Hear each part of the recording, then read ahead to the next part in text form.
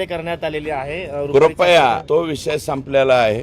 जर आपण तो विषय बोलणार असाल तर मग माझी विनंती कृपया हे बघा, जे काही झालेलं आहे त्याला मी सामोरं जायला तयार आहे आणि मला वाटतं माझी बाजू अनेकांनी त्या ठिकाणी मांडलेले।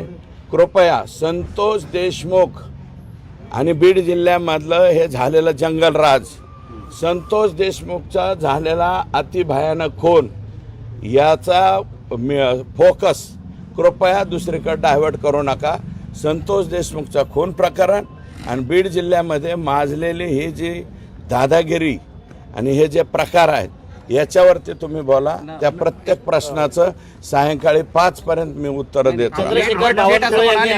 जे जे थेट बाहेर येईल ते स्वीकारणार आहेत आणि राज्याचे मुख्यमंत्री आहेत ते।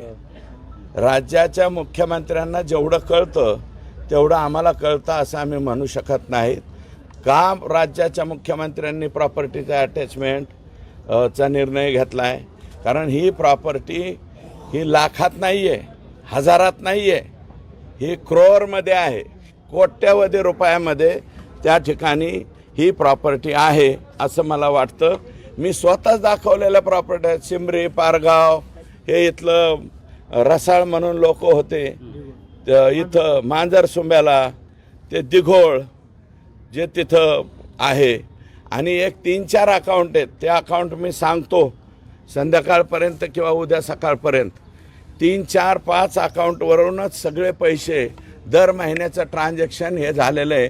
कोणाकोणाला झालेलं आहे, काय काय झालेलं आहे, ह्यातले कोण कोण लोक आहेत जे सतत पगारदार नोकर आहेत का काय आहेत का कोणत्या वेगळ्या प्रकाराला हे पैसे जात होते आणि ते अकाउंटवरून गेलेले आहेत।